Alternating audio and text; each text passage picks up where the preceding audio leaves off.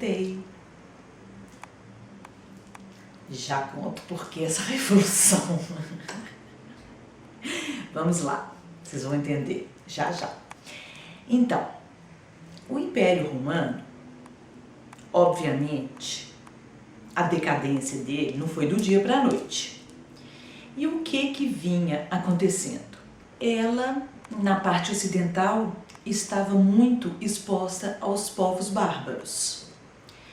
E na época do Constantino, aquele que liberou o cristianismo, aquele imperador romano, ele, na sua época, resolveu passar a capital do Império Romano. Então imagina, a gente tem o Império Romano de leste a oeste, enorme ao redor do Mediterrâneo, que era considerado o mundo da época, que era o mundo romano. Muito difícil de vigiar, né, de um lado a outro, de leste a oeste. Então, a gente tem lá a Botinha, capital Roma. O Constantino resolveu mudar a capital do Império Romano de Roma para Bizâncio, que era uma cidade oriental, a qual ele, narcisista que era, resolveu mudar o nome de Bizâncio para Constantinopla, a cidade de Constantino Tidério. Isso foi em 330 depois de Cristo e nascia aí o que se chamou mais tarde de o Império Bizantino. Seguiram-se a Constantino outros imperadores, como, por exemplo, o Teodósio, aquele que oficializou o cristianismo. Vocês estão vendo que eu voltei um pouquinho na história, né? Antes da decadência. Então, Teodósio, né, imperador romano, ele resolveu dividir o tal do Império Romano enorme em dois e dar um pedaço para cada um de seus filhos. Honório ficou com o Ocidente e Arcádio ficou com o Oriente. Então agora a gente tinha Império Romano do Ocidente, cuja capital continuava sendo Roma, e Império Romano do Oriente, cuja capital seria Bizâncio ou Constantinopla. Só que o Ocidente já estava muito comprometido e exposto aos povos germânicos, que vieram lá de cima e iam se infiltrando, e eles dependiam também de uma certa relação com os bárbaros, porque eles já faziam trocas comerciais. E nesse contexto, enquanto Roma decaía, Constantinopla crescia. Aí, no século V, mais especificamente em 476 depois de Cristo, Roma cai. É a decadência, então, do Império Romano. Só que, lá do lado oposto, no Oriente, não caiu, não. Não falei que Roma caía e que Constantinopla crescia? Pois é, lá eles seguraram a onda, eles estavam muito fortes, muito prósperos. Então, no Ocidente, na Europa, queda do Império Romano, invasões bárbaras, uma zona, uma confusão. Eu brinco que é terra de ninguém. Sabe aqueles filmes que a gente vê, que a gente não entende? De quem, que terra, de quem é... Eu lembro de um que eu vi, Braveheart, Coração Valente, com Mel Gibson, que no meio do filme eu falava, gente, aonde que eles estão? Quem que é? Game of Thrones também é muito assim, né? Povo do Sul, povo do Norte, quem que é quem? Então, virou isso. Terra de ninguém, povos bárbaros, visigodos, ostrogodos, vândalos e aquela confusão toda. Só que no Oriente, como eles seguraram a onda, a gente vai ter então o que se chama o Império Bizantino e lá a arte bizantina. Mas lembrem-se, a arte bizantina é cristã, porque lá era o Império Romano do Oriente. E qual era a fé oficial do Império Romano? Cristã, tá? Então, o cristianismo é a religião do Império Bizantino, é uma religião ainda nova, eles têm um desejo enorme de professar a sua fé. Esquece do Ocidente e Europa, mais tarde a gente volta para ele, por enquanto ele é terra de ninguém. Nós vamos olhar agora então para o Oriente, que é o Império Bizantino, e lá a arte bizantina, ok? Vamos começar então. Entendido? É importantíssimo entender isso, hein? No século VI, a gente tem lá no Império Bizantino um imperador importantíssimo que, na verdade, esse Império Bizantino, gente, ele começou quando Constantino passou a capital para lá, e ele vai até 1453, quando tem a invasão dos turcos. Lógico que ele vai diminuindo de tamanho, né? Ele começa enorme, quando ele começa no reinado do Justiniano, que ele está enorme, é chamada a primeira idade do ouro da arte bizantina. Porque Constantinopla, nessa época, gente, foi a maior e mais importante cidade do mundo. Importantíssima, super moderna, a Universidade de Constantinopla, a biblioteca chiquérrima, muito conhecimento, muito saber, sabe? E é óbvio, nesse primeiro momento, ela recuperou um tantão do tal Império Romano que caiu. Olha, por exemplo, nesse mapa, até a botinha da Itália eles recuperaram. E eu gosto de falar isso para os alunos, gente, porque eu vou dar exemplo de uma igreja. Aliás, vou dar alguns exemplos de igrejas bizantinas que são italianas. Uma, por exemplo, está em Veneza. Aí você vai falar, gente, o que essa igreja bizantina, que é lá, né, do lado oriental, está fazendo na Itália? Por quê? Porque a Itália já foi praça forte do Império Bizantino.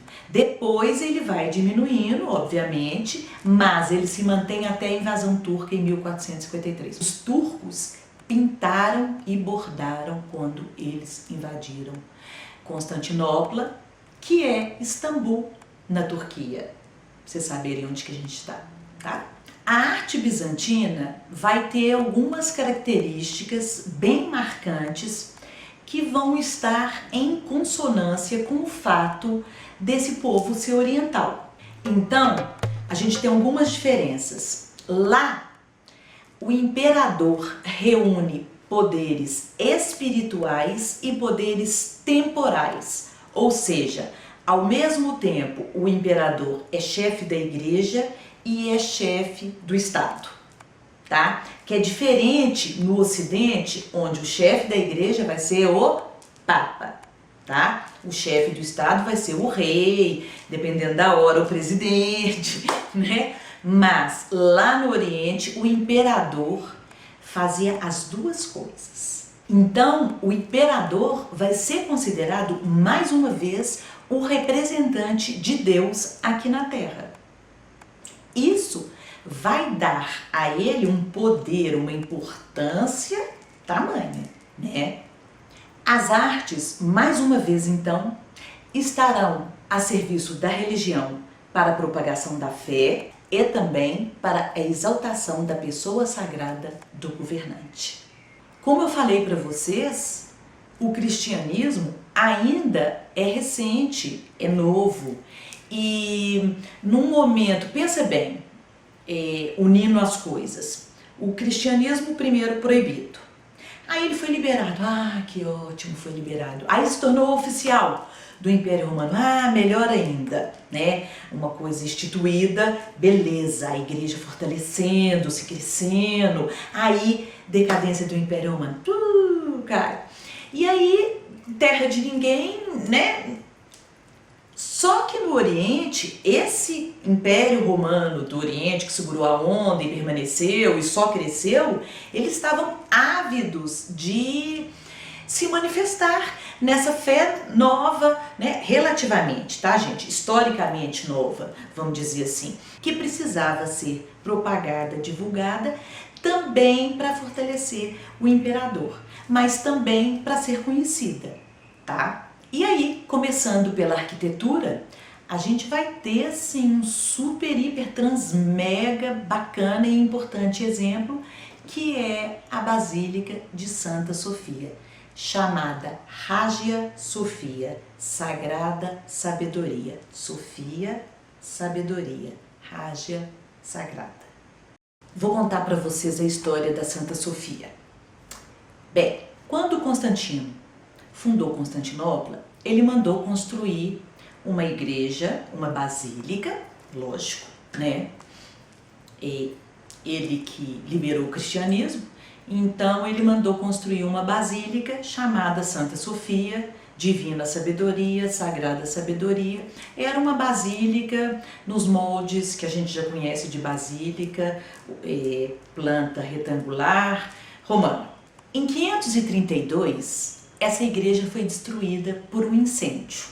Reinava lá Justiniano, que estava passando por uma fase muito difícil, porque ele estava sendo super questionado por estar cobrando altíssimos impostos da população.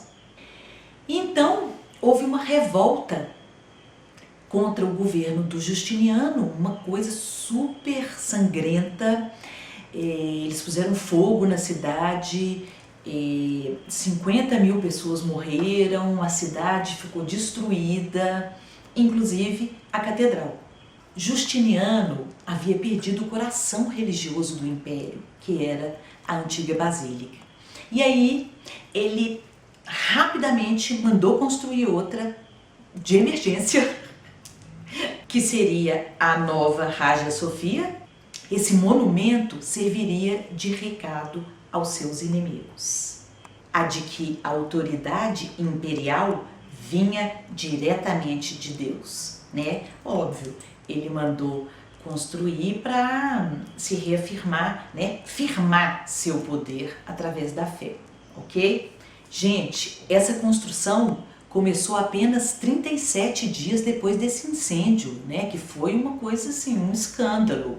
Ele contratou 2 arquitetos, Antêmios de Trales e Isidoros de Mileto, que na verdade dizem as más línguas que eles não eram arquitetos, eles eram cientistas.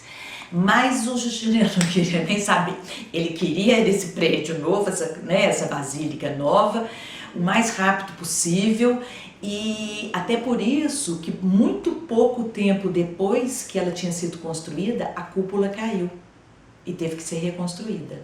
Bom, a Santa Sofia vai ser uma mega igreja. Ela vai ter a área interna de 20 mil metros quadrados.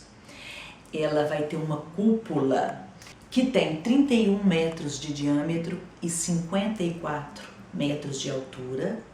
Ela vai ter um tambor que sustenta a cúpula, que vão ter 40 janelas que representam os dias de Jesus Cristo no deserto. Hoje, se você for em Istambul, na Turquia, você vai vê-la transformada, porque quando os turcos a invadiram e a transformaram em mesquita, tá? Então, ela tem hoje os minaretes, que são essas torres, que hoje a gente vê lá, que não tem nada a ver com a igreja original cristã, tá? Os minaretes são elementos da mesquita. Depois a gente fala sobre isso. Bom, a gente vai ver uma igreja riquíssima. Na verdade, a arte bizantina, ela vai ter como característica o luxo, o ornamento, o detalhe, o colorido, que são características provenientes do povo oriental e também da riqueza da igreja que está nas mãos do imperador.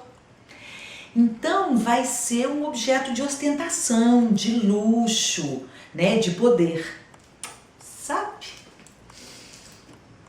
Nessa igreja, o altar tinha pedrarias em profusão, placas de ouro também. O piso, Justiniano queria também que fosse de ouro, mas ficou inviável e ele se conformou com mármores raros. Ela é sustentada por 4 colunas de mármore de 12 metros de altura. Bom, que é mega já deu para vocês perceberem, né? Ah, esqueci de falar que ela foi decorada, ela foi ornada com mais de 3 milhões de mosaicos, que o sem que fazer dos turcos quando invadiram a Constantinopla, tomaram Constantinopla, rasparam os mosaicos. Então tem um ou outro lá para contar a história para a gente ver. Ó Senhor, o homem é muito idiota, tem horas. Não estou falando de X, de Y, não. Todas as religiões têm essa mania, tá? Aliás, gente, agora que nós vamos começar esse período espiritual, né, é a idade da fé, a idade média em arte é a idade da fé, eu quero deixar bem claro aqui que eu não me posiciono religiosamente. Eu, Cristiane, com a minha fé, problema meu, vocês não têm nada com isso. Eu, como professora, falo só o que está documentado. Então, qualquer crítica que eu venha fazer a alguma religião, vai ser a instituição e não a religião, né? São coisas que aconteceram, são fatos, tá? Não confunda, eu não estou me posicionando religiosamente, para não ter confusão, ok?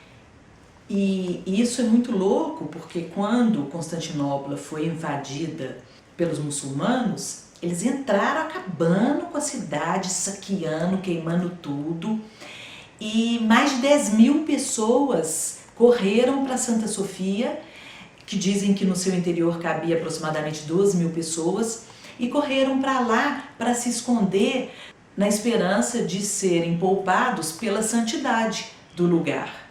Só que não. Maomé II deu uma ordem, caiu fora, mandou matar esse povo todo, o sangue escorria, alagava a praça, os 10.000 foram sumariamente degolados. Ó Senhor, o ser humano é muito doido, né? Bom, chega de coisa ruim, deixa esses turcos pra lá. Bom, quando ela foi então criada, ela foi criada com uma enorme cúpula. A cúpula, gente, ela tinha um significado muito especial nesse contexto. Ela já existia, a cúpula, como elemento arquitetônico, ela veio da Ásia Menor, através dos persas, mas ela foi escolhida pelos bizantinos por um motivo muito especial. A cúpula é facilmente associada à abóbada celeste. E essa coisa do céu dá um sentimento de universalidade e de poder absoluto, né? Universal, total, celestial. E aí, numa organização completamente teocrática, Deus é o centro, né? Teocentrismo, Deus é o centro de todas as coisas. Esses valores de universalidade despertados pela cúpula identificam-se com Deus e com o próprio governante. Em consequência do uso da cúpula, os bizantinos modificaram então a planta dos templos.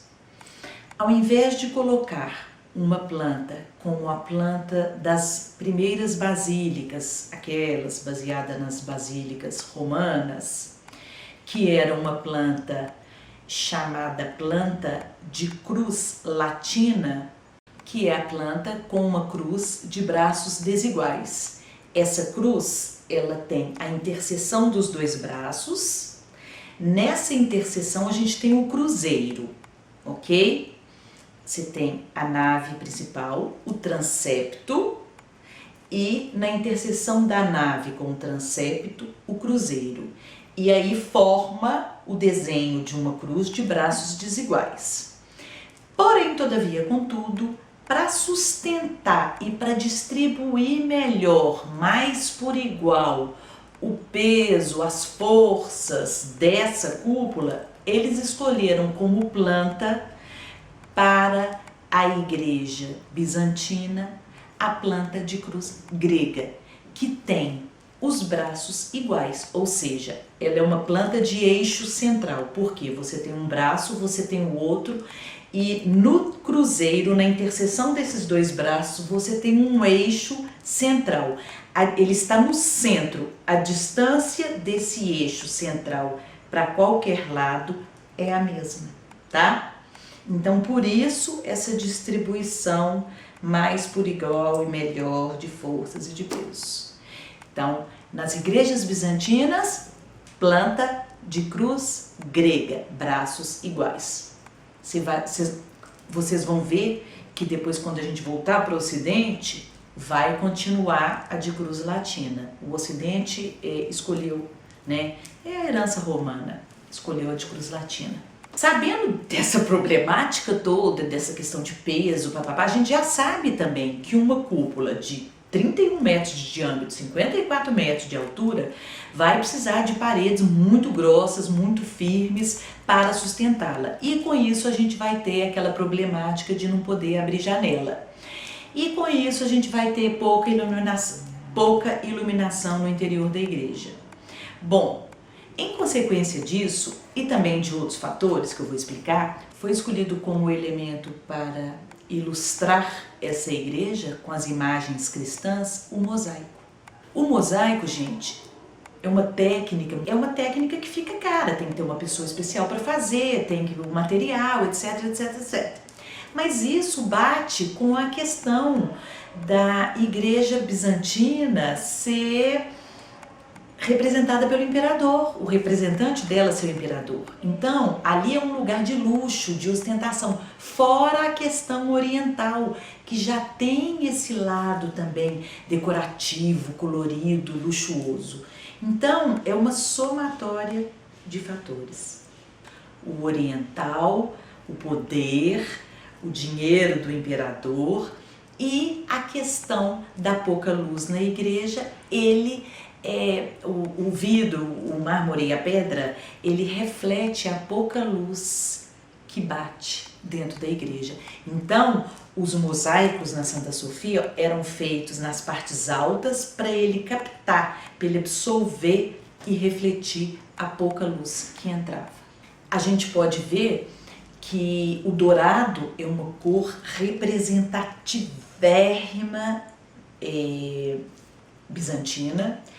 Primeiro, porque essa associação com o céu, né? É o paraíso, é o melhor lugar, é o lugar de ouro. O dourado se associa ao ouro, ao poder, ao sol, à luz e ao céu, né? Então o céu é aquele lugar máximo de ouro, entendem? Só no final da arte cristã é que o céu foi ficando foi entrando o azul do céu, tá? Outra característica que a gente vê oriental são os capitéis das colunas. É um rendilhado, uma coisa assim tão detalhada que é puramente característica oriental, né? Esse excesso de detalhes, essa riqueza de detalhes. Nesse momento aparece a figura do Pantocrátor. O Pantocrátor, na verdade, é o Todo-Poderoso. Ele sempre vai aparecer abençoando com a mão direita e segurando o Evangelho com a mão esquerda. Sempre, tá? Então, é um elemento cristão que vai aparecer desde da arte bizantina, né? E vai depois para o Ocidente, na arte românica e na arte gótica, que são as outras artes cristãs medievais. Na maioria dos mosaicos, a gente vai ver muito luxo, muita riqueza, já falei para vocês das pedrarias, né? Dessa coisa oriental também das cores. E é muito interessante porque a gente vê mosaicos onde o imperador e a imperatriz também têm halo, como se eles fossem sagrados. Por quê? Porque eles são os representantes de Deus aqui na Terra.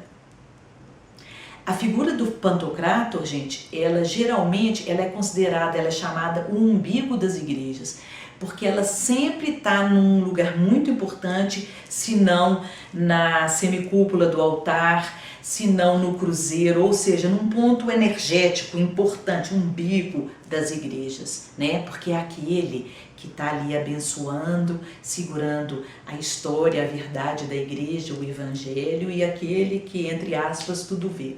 Qualquer semelhança é mera coincidência. E aí, por isso, a gente tem o ICXC, que é a posição da bênção em nome de Pátria, de Filho, sabe? Que é a posição ICXC que o padre, na verdade o Pantocrátor, né, o sacerdote, né, faz. que é uma alusão a Cristo. Gente, este mosaico lindo foi em homenagem à aula, né? O mosaico bizantino. Não sei se vocês perceberam que as cores bizantinas são o dourado e o azul, ambas relacionadas ao céu, né? Mas também é em homenagem ao meu aluno Pedro, lindo, que fez de presente para mim. Gente, eu sou tão mimada por esses meus alunos, mas fico muito feliz, é muito gratificante. E é lindo ver o carinho deles por mim, todos. Muito obrigada. Eu vou mostrando aí, pelo decorrer, os presentes lindos que eu ganho, que eles fazem para mim. Obrigada, lindos. Obrigada por estarem comigo. É muito importante para mim isso tudo. Muito.